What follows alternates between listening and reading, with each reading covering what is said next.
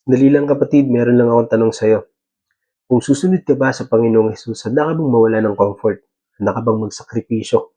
Handa ka bang talikuran ng sarili mo? Marami kasing gustong sumunod kay Kristo, pero kakaunti lang ang gusto magdala ng cross. Maraming gusto mapunta sa langit, pero ayaw naman ng sakripisyo, ayaw naman ng pagsunod. Kaya sinabi mismo ng Panginoong Hesus, malinaw at diretso sa Luke chapter 9 verse 23. Ang sino mang nagnanais munod sa akin ay kinakailangang itakwil ang kanyang sarili, pasanin araw-araw ang kanyang cross at sumunod sa akin. Hindi niya sinabing minsan lang. Hindi niya sinabing pag okay lang yung pakiramdam mo. Hindi niya sinabing pag gusto mo lang. Kundi araw-araw. Kapag narinig po natin ang salitang cross, kadalasan iniisip natin ito'y simbolo ng problema, sakit o pagsubok. Pero sa panahon po ng Panginoong Hesus, ang cross ay hindi lang simbolo ng paghihirap at pagsubok, kundi ito'y simbolo ng kamatayan. Kaya nang sabihin ng Panginoong Hesus na buhatin mo iyong cross, ang ibig sabihin nun ay mamatay ka sa sarili mo.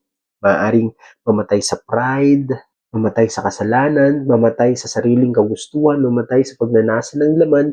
Ito ang tunay na pakikisa kay Kristo. Sabi sa Galatians chapter 2 verse 20, ako ipinako sa krus na kasama ni Kristo at hindi na ako nabubuhay, kundi si Kristo na ang nabubuhay sa akin. Iyan ang ibig sabihin ng daily cross. Hindi na ikaw ang sentro, kundi ang Panginoong Hesus na. Ang problema ngayon, maraming Kristiyano gustong tawagin si Jesus na tagapagligtas, pero ayaw siyang sundin bilang Panginoon. Gusto natin ng kapatawaran, pero ayaw naman natin ng pagbabago. Malinaw ang sinasabi ng Biblia. Walang tunay na pagsunod kung walang pagtanggi sa sarili dito sa flesh natin. Sabi sa Romans chapter 6 verse 6, ang dati nating pagkatao ay pinako na sa krus kasama ni Kristo upang ang katawang alipin ng kasalanan ay mawala na.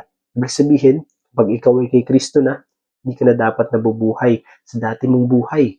Kaya ni Apostol Paul, bago niya nakilala ang Panginoong Hesus, inusig niya ang mga Kristiyano. Pero na makilala niya si Kristo, namatay ang dating Paul. Namatay at tinalikuran niya ang dating niyang buhay. At ang bagong Paul ay handang magdusa, magtiis at mamatay para sa Ebanghelyo, para sa paglilingkod at pagsunod sa Panginoon. Yan ang daily cross. Hindi ito pagiging perfecto, kundi ito ay araw-araw na pagpili. Araw-araw mong pipiliin ang kabanalan kaysa tukso. Araw-araw mong pipiliin ang katotohanan kaysa kasinungalingan. Araw-araw mong pipiliin si Kristo kaysa sa sarili mo. Sabi ng Panginoong Hesus sa Luke chapter 14 verse 27, ang hindi nagpapasan ng kanyang sariling cross at sumusunod sa akin ay hindi maaaring maging alagad ko. Matapang si Jesus magsalita dahil ayaw niya ng peking pagsunod. Ayaw niya ng panlabas lang. Ayaw niya ng pakitang tao lang. Gusto niya pusong handang mamatay para siya ang mabuhay. Ang daily cross ay hindi parusa. Ito ay isang pribilehiyo.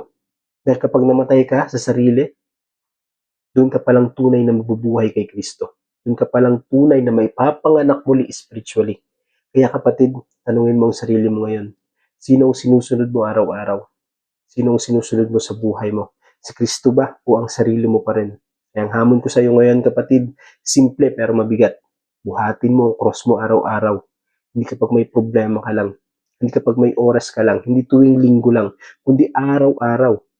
Kapag ginawa mo yon, mararanasan mo ang tunay na pakikiisa, pangyarihan at buhay kay Kristo. Amen?